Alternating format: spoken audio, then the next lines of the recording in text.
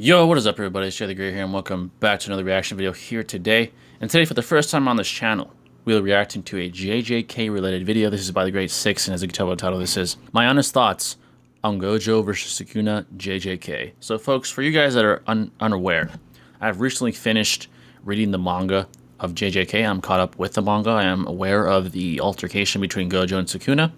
Gojo, I will admit, is my favorite character still currently, even after the aftermath of Gojo versus Sukuna. Right? Gojo is now deceased. Sukuna got the better of him. I believe that the battle was beautifully illustrated and written. It went down in a very, very highly climactic manner. Sukuna was just the greatest sorcerer of all time, while Gojo was only the greatest sorcerer in the world at the time, right? So Sukuna got the better of Gojo and disposed of him, right? Now, when it comes to JJK, right, I must say, it has one of the most unique and interesting power scaling systems I have ever witnessed in all my years of reading and watching anime, right? So the sort of system that's in place, right, that is very, very based on real life applied mathematics is beautifully done, right? Gojo, with his limitless technique, was seen as this untouchable figure, and Sukuna, throughout the narrative, was always seen as this godlike figure, right, that could not be matched. Even the cursed spirits, the sorcerers, all looked up to him and all, and had their jaws dropped. But Gojo was the only one that we thought had a chance, right? He was the only one we thought that could topple this king of jujutsu sorcery, right? So we were wrong. I was wrong. I thought Gojo would get the better of him. A lot of people say, why would you think he'd win? That would end the narrative. What's the point? Those people have a point. I was blinded by my own emotional appeal.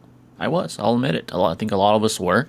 Am I disappointed that Gojo lost? Of course. But if he were to beat Sukuna, then what would Yuji do, right? The main protagonist of the narrative, right? Yuji's the next in line. Yuji is the knight in shining armor for us all. Hopefully, we hope that he avenges Gojo's death, that he pays respects to his sensei by at least putting a beating on Sukuna, right? The beating we want to see. So I'm actually very interested to see Six's thoughts. Six is a great JJK creator as well. He's been doing this for a while now. He's a big Gojo fan, just like myself. Gojo is a goat, regardless. I don't think he's a fraud. I'm actually working on my own video when it comes to Gojo currently. I need to get on top of JJK content ASAP. I'm a heavy, heavy fan of the content, of the narrative, so I will be making my own content soon as well. But yeah, like I said, I'm very intrigued on this one. But before I begin, I know it's really appreciate, hit that like button, turn on bell notification, stay there with yours truly. And if you're new and you enjoy, man, you mess with the kid, make sure to hit that sub button, because once you do, become part of the family forever. Let's not waste some more time, screen. Let's see what Six says about this one. The long-awaited and most anticipated fight in Jujutsu Kaisen, Satoru Gojo versus Ryoma Sukuna, is finally over. Yep. I had already picked my winner 3 years ago, as I've said previously, and I was wrong. Yeah, I think a lot of us did. I had to wait to write a lot of us are wrong until I got over all of my rage and could actually see the new chapter for what it was. Today I want to talk about the chapter itself, Gojo and Sukuna's dynamic, and look at the fight in retrospect. For the sake of just not making predictions, I'm going to refrain from bringing up any theories regarding Gojo's revival, sure enough, if that will happen. So watch the rest of this video under the pretense that the 6 Eyes user has been put down permanently. Before we begin, I'd like to ask if you leave a like on the video and subscribe to the channel. As YouTube shows me, more than half of the people who watch my videos aren't subscribing. But let's begin. Obviously, before talking about any of the stuff, we have to cover the chapter itself first. Chapter 236 opens with Geto saying hi to Gojo, and Gojo being obviously mad about the fact that Geto is here with him in the afterlife, going as far as to say as he hopes this is a dream because he tells his students when they pass away, they're alone. Geto asks Gojo how his fight with the King of Curses was, and Gojo claims Sukuna was insanely strong and he wasn't giving it his all. He then goes on to say he's not sure if he could have beaten him even if he didn't have Megumi's 10 Shadows technique. Gojo then says he feels a bit sorry for Sukuna. He can empathize with the magnitude of his sheer solitude more than anyone else. He loves everyone and doesn't feel lonely now, but somewhere along the way there was a line he drew, not as a human, but as a living creature. He explains what he meant by saying you can make a flower bloom, you can admire it, but you can't tell that flower, I want you to understand me. Gojo, continuing his monologue, says the skills he drilled into his tempered body, his refined senses, even his haphazard tactics and explosive power, he gave it his all. He wanted to convey everything to Sukuna. He wanted him to know, and he had fun. He reiterates Sukuna wasn't able to give him his all in return, which he feels sorry for. Gojo exclaims how he's happy to have met his end against a stronger opponent rather than illness or old age, and that's when a young Nanami and Haibara show up. I want to save this dialogue for something I'm going to talk about later, so for now I'm going to skip it. We cut to Gojo after his dream, and he's not in good shape whatsoever, just blankly looking into the sky as he barely holds on to life. To address the elephant in the room, no, we don't get to see the attack that ended Gojo, which is a gigantic miss on Akutami's part in my opinion, and definitely the worst thing about this chapter. The dialogue in the afterlife was good and all, great even, but Gojo's end happening off screen is very jarring, and I don't think I'll ever like it. The fact that he got beat is whatever, it's just really strange that we didn't get to see it. Sukuna starts explaining the way we got to this point, at least seemingly. Maharaga's adaptation process slowly starts analyzing once it receives an initial attack, and it's complete after a certain amount of time. During that process, if it receives additional attacks, the completion time is sped up. Not only does it ensure adaptation of the first Jujutsu, but the analysis doesn't stop and the adaptation continues. What he wanted from Maharaga was a model in order for him to breach Gojo's inviolability. The first time that Maharaga adapted to infinity, it transmuted its own cursed energy in order to neutralize and nullify it. That was something Sukuna couldn't do, so he waited until he could obtain an adaptation that would match infinity, and the second adaptation proceeded as he wanted to. That wasn't meant to be a slash like the ones he launched. That was the extension of the curse technique's target. Its target was not Gojo. It extended all the way to space, existence, and the world themselves, so to cut them without regard for Gojo's infinity. So long as it exists inside that space, that world, those existences would split apart. It's an incredibly difficult technique to obtain, but he did have a wonderful model. Sukuna then says Gojo was magnificent and he won't ever forget him so long as he lives. Then, without taking a moment to mourn Satoru's death, soaring to the battlefield was the god of lightning, Hajime Kashimo. If you asked me when this chapter came out what I thought of it, I would have told you it was the worst thing I had ever read, and Gojo ruined the story. But after getting through the rage of losing Gojo, I've come to like it a lot more. That being said, there are a few things I need to explain about this chapter, since there's tons of misinformation and misinterpretations surrounding it. The first being how Sukuna was able to actually cut through infinity. Sukuna's new interpretation of his curse technique allows him to target the space that a specific target exists in, so instead of hitting you with the technique, he hits the space you exist in, which would by proxy hit you anyway, regardless of your defenses, as anything you could do, like reinforce your body with curse, beautiful countermeasure, or in Gojo's case, cover to the infinity ability, happen within the space of that universe. Gojo's curse technique is only a simulated infinity anyway. There's not an actual infinite amount of distance between Gojo and his opponents, but considering the infinite division of speed as things approach him, the simulated infinity can exist in a finite space, kind of like how between 1 meter and 2 meters, you could write 1.999999999 meters infinitely, and the number would never hit 2 meters. I don't want to get too far into this because I want to explain Sukuna's technique. It's a mathematical debacle talking infinity. If these slashes don't get sent flying and instead target space just before being unleashed, it may be a sure hit technique even outside of a domain. What makes me believe this even more is that Gojo should have been able to see the spark or occurrence in Sukuna before he launched the technique and dodge it, considering his recent amps due to Black Flash and his 6 eyes. This is the issue with having this happen off screen. We don't really know what happened for it to get to this point. But I think that's a fine enough explanation for how he actually hit Gojo with his broadened curse technique. The next thing I want to touch on is the idea that Gojo's character was ruined by this chapter, and more specifically by Nanami's dialogue. It's like I told Geto a long time ago, why not just let Gojo take care of everything by himself from now on? Gojo lives for Jujutsu. He doesn't wield it to protect something, he uses it solely for the sake of satisfying himself. He's a weirdo. Tons of people have been saying this is a blatant character assassination, but I couldn't disagree more. Nanami saying Gojo doesn't wield Jujutsu to protect anything and uses it solely for the sake of satisfying himself is true.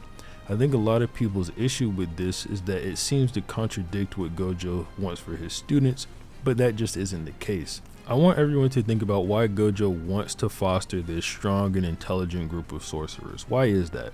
It's because he doesn't like the way things are currently ran in Jujutsu society, so he uses his political influence whenever he can to get strong people to also help him change it, like say staying off the planned execution of Yuji or Yuta, or the fact that he went and got Megami before the Zenin clan could.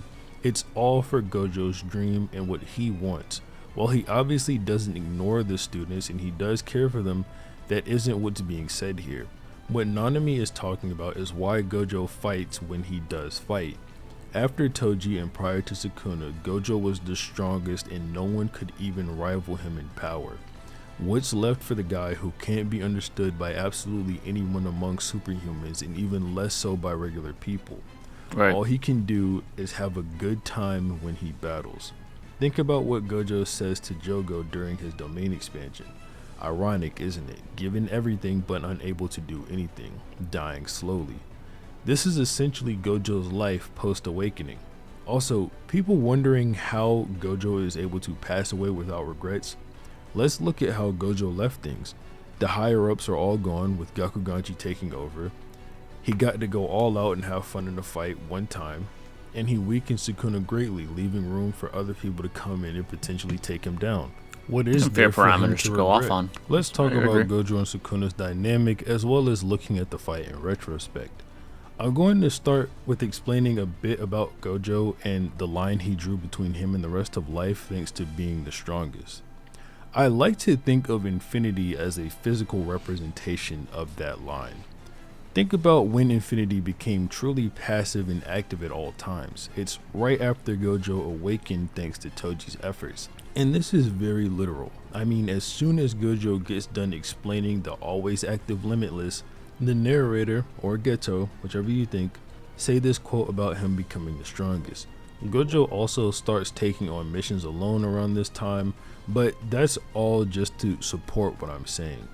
I think this is why Gojo appears in his teenage form in the afterlife, as it's the last time he doesn't feel this complete loneliness, and it's before he drew this line between himself and the rest of life. Gojo, since he died to someone stronger than he was, is no longer Satoru Gojo the strongest, he's now just Gojo.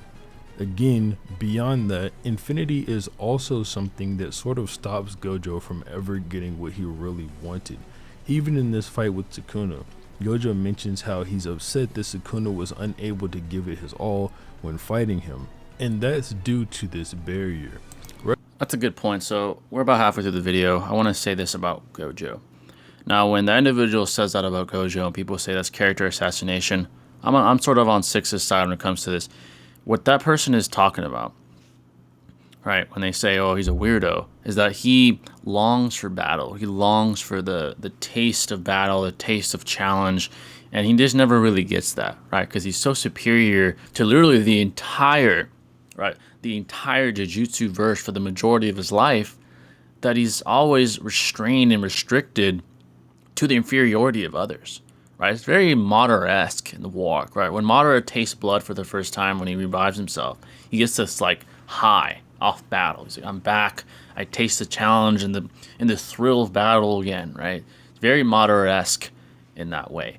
So I agree with Six in that manner. You made a good point. Infinity doesn't just represent a physical ability he has. It also represents a symbolic representation of how Gojo is literally restricted from challenge and thrill and risk, right? He doesn't ever have that in his life because he's so superior to the vast majority of sorcerers and cursed spirits. But Sukuna represents the first guy to make him taste blood, or arguably Toji as well. That's why after he was able to sort of adapt to what Toji did, and he had reverse curse technique, and he used his abilities, he was on this amazing high, right? He's like, oh wow, I tasted death, or the brink of death, I've tasted blood, I feel so alive. That represents a moment in his life where he tasted risk, he tasted what it's like to have all the odds against you, to have the stakes ever so high, right? So Gojo represents this restricted spirit of combatant. Right? He's a combatant by heart, and it's been restricted for the majority of his life, right? And Toji was the first sort of event where he's like, wow, this is what it feels like, right? And then with Sukuna, he gets that again, but this time he loses, right? This time he meets his match in Sukuna, right? So when he dies, that's where he expresses his sort of satisfaction. Right? He's like, I'm glad I lost to the better guy. I'm glad I lost. I tasted what it was like. I tasted that blood, that thrill, that risk, and I could at least go out on my shield and say, hey, I experienced what it's like to fight someone stronger than me. I'm really glad that I didn't die in this restricted confinement of just being superior and died from old age. That's so boring. Like he didn't want to. He's glad he didn't die in a boring manner. He wasn't bored in his death. All right, so that's a very good point by Six, and it's true. Right, the infinity represents not only a physical restriction, but a symbolic one as well. It's very beautifully illustrated by the author, by Gege. Right, let's continue. Whether you believe the barrier only acted as temptation for Sukuna to advance his curse technique, you think that Sukuna couldn't give it his all because a lot of his moves wouldn't work past infinity, or some combination interpretation of the two, it doesn't matter because those are just the reasons. The end result is Sukuna couldn't or wouldn't go all out against Gojo, and that's what Gojo really wanted. Now I want to switch things over to Sukuna's side and talk about how, for him, Gojo was sort of like a Toji. Sukuna went into this fight, or at least at some point in the fight, he decided that he was going to use Maharaga to adapt to infinity and learn how to expand his curse technique. Right. Gojo is the only person that something like this would be possible against, because he's the only person who wields infinity. Sukuna is very satisfied being the strongest or being misunderstood, because nothing matters to him aside from his own pleasure and excitement. This idea is why Gojo could never reach Sukuna. Sukuna would never care about understanding someone else or anything. He exists solely for himself and himself alone. Correct. Even if Sukuna is weaker than Gojo, or even if he couldn't beat him, he'd just simply aim higher. He's unreachable at that type of level. The only way to reach Sukuna is to beat him, because losing is everything to someone who only cares about himself. He took part in this fight only to go higher and to ascend to an even more godly level than he was already at. Sukuna is perfectly fine not being able to go all out, or not being able to give it his all, if that means that in the end his curse technique will be unstoppable and he will be better. This is why Sukuna calls Gojo an ordinary guy or mediocre whenever Gojo can't expand his domain anymore. Gojo was unable to force that evolution that Sukuna desired. He was unable to make him reach new heights, and here Correct. he is, about to be ended like everyone else who fought Sukuna before. But when Sukuna really gets what he wants, when he finally gets that expanded interpretation and it's on his last legs, Gojo did what he wanted, and that's why Sukuna says he was magnificent and he'll never forget him for the rest of his life. This idea that Gojo is Sukuna's Toji is true even down to the outfit that Gojo is wearing. He's literally wearing the clothes Toji had on when Gojo awakened. That's basically just what I think of this and how I interpret everything here at the very end of the fight. But you can obviously let me know your interpretation of things if they differ from mine in the comments. Now, to look at the fight in retrospect and mainly ask ourselves and hopefully answer, was Sukuna holding back? And if so, what does that mean? A lot of us were taken by complete surprise when Gojo said Sukuna was holding back, because for most of the fight, Gojo was in control. But then he says that Sukuna was holding back. This just doesn't seem to make sense. So as far as the first question, was Sukuna holding back? The answer is blatantly yes. Yeah. But that's the lesser important of the questions. On top of that, he only had 19 fingers consumed. The more important questions are, why was he holding back and what does it mean? These sort of have to be answered simultaneously, so bear with me while I go through this. If we want to look at this in the simplest of ways, Sukuna didn't go all out because his full power would be too much for Gojo. But that's a rather boring way to look at it, and it's not very indicative of a fight taking place in this story. After all, Sukuna used his domain expansion and amplified it by shortening the range to destroy the barrier on Gojo's domain. So in what way was he holding back? he wasn't able to use all of the things at his disposal. Due to his plan for Gojo's domain, he had Megumi taking the brunt of Gojo's unlimited void in order for Mahoraga to adapt to it in order to rid Gojo of that card in his deck. Right. You could say an unexpected outcome from this for Sukuna, by the way he chooses to engage this situation, is that Gojo wouldn't be able to expand his domain after doing 5 of them, but he only came to discover that during the times they were repeatedly healing their brains.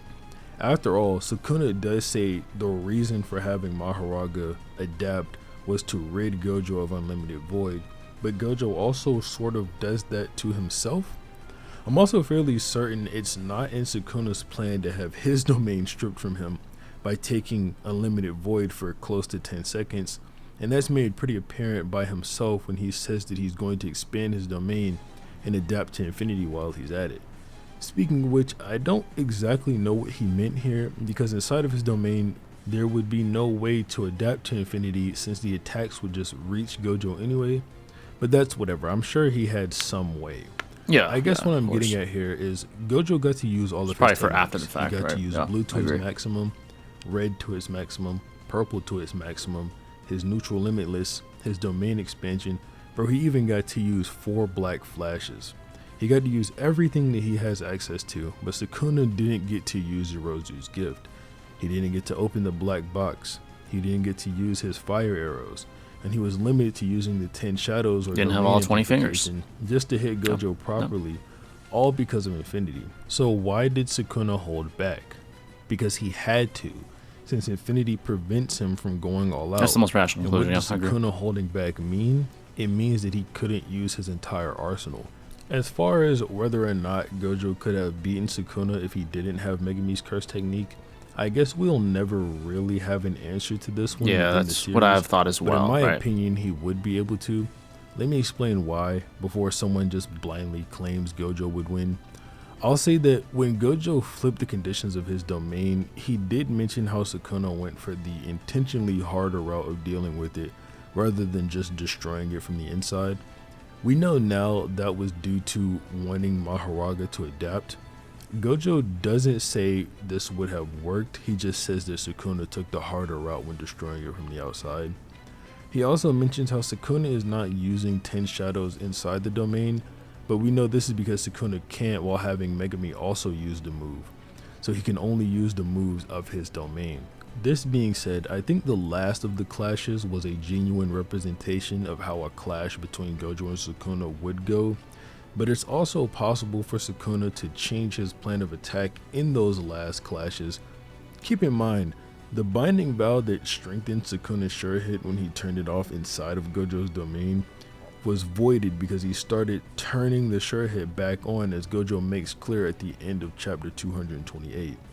So in the last 3 clashes, if Sukuna did choose to turn it off inside the domain, he'd have to somehow keep contact with Gojo while the barrier gets destroyed from the outside, Right. as nothing would be protecting him from an unlimited void otherwise. I don't think it's very plausible to say Sukuna would just keep contact with Gojo for a now unspecified amount of time due to an unknown strength boost in his sure hit, which would maybe shorten the time it takes to destroy Gojo's domain significantly or not. It's kind of unknown. It's vague. As yeah. for if Sukuna would have learned this mega hyper space slash without Mahoraga or not, again, we have no idea. But I Yeah. think using Mahoraga for it likely shows us he wouldn't have if just fighting Gojo normally, or at least he wouldn't have in the same amount of time. At least that. which I would agree with that. likely lead to a Gojo W anyway. But like Great I video, said, great video, great ignoring analysis. any revival theories, Sukuna is now the strongest sorcerer. Yep. Great video by 6. Great video. I definitely want to give my thoughts. Now, as far as the battle, 6 made some very, very good logical conclusions. Sukuna was certainly holding back, and part of him couldn't even use full power because of the very fact that he didn't have all 20 fingers, right? So we know that as a fact. He had 19 fingers consumed at this point in time. He had the arsenal of Megumi, right, of Fushiguro. He uses Mayoraga as an adaptation tool, right? Now, the way Sukuna seems to operate is he seems to pick the easiest choice for the most part, right? Like Six said, Gojo did point out that Sukuna used the hardest route as far as his domain is concerned, but you could just argue, like Six said, that was due to him wanting Mayorga to adapt to Gojo's abilities, right? So, which I think is by far the most safest conclusion. Sukuna seems to pick the easiest route, and because of that, like Six pointed out, he didn't use several abilities, right? Megumi's Mayorga tool is very, very pivotal in this battle. Was very, very useful in this battle, especially with the ability to adapt to Gojo's infinity, right? Six made a great point when he said a big reason why Sukuna did hold back was because of Gojo's arsenal, right? Gojo was probably the only individual on the planet that caused Sukuna to fight the way he did, right? Because infinity prevents the abilities that Sukuna does have that probably have very high IP from even hitting him, right? Because those abilities and those attacks would just simply infinite converge towards infinity and never reach Gojo. And that would simply just waste cursed energy for Sukuna, right? So Sukuna was certainly holding back, and that was mostly, I would say, due to the style of Gojo, due to his abilities and what he's capable of, right? Now, I brought up the point previously in private conversation and on a recent stream that Megumi's arsenal is very advantageous to Sukuna, and Six seems to agree with that, and a lot of people seem to. I know the anti-Gojo fans will say, "Oh, you're glazing, and you're just saying that to cope." No, I don't believe so at all. Like I said, Sukuna seemed to pick the easiest choices for each battle strategy that he implemented, right? And Mayorga had the ability to quickly adapt to abilities, to attacks, to cursed energy techniques, right? And the more that you attack Mayorga with this specific technique, the quicker it adapts, right? So that was a very useful tool for Sukuna. And to claim that that was not the best course of action would be, I believe, intuitively dishonest and disingenuous. I do believe that it was very useful, right? Very, very useful. And there's a reason why Sukuna wanted to switch to Megumi's body when he was in Yuji's body, right? There's a reason that he fixated on this individual, right? Because he has a very useful arsenal that he was able to exploit and maximize. All right, when it comes to him being inside the vessel, I think he maximizes the ability of the vessel, and on top of that, implement his own abilities, right, that Sukuna himself as an individual could utilize, right? So it was a very, very impressive performance by Sukuna nonetheless. Don't get me wrong, right? Don't get me wrong. Now, as far as could Sukuna defeat Gojo one-on-one without Mayorga and Megumi's arsenal, we'll never know. I would deduce yes with all 20 fingers consumed, right? We don't even know how powerful he would become. There's a very good chance that he would defeat Gojo. Now, the biggest by far question would be how would Infinity be dealt with, right? Infinity is extremely problematic, and Mayorga was just capable of adapting to Infinity and literally slashing through the space that Infinity inhabits to allow for the damaging of Gojo, which essentially sort of exposes the vulnerability in the Infinity technique, right? If you have the ability to sort of manipulate the reality that the Infinity inhabits or manipulates, right? If you're able to manipulate that reality being manipulated itself, you can transitively affect Gojo on top of that, right? The space that he inhabits is affected, so as a byproduct, he's affected as well physically and damaged by it, right? These sort of slashes, right?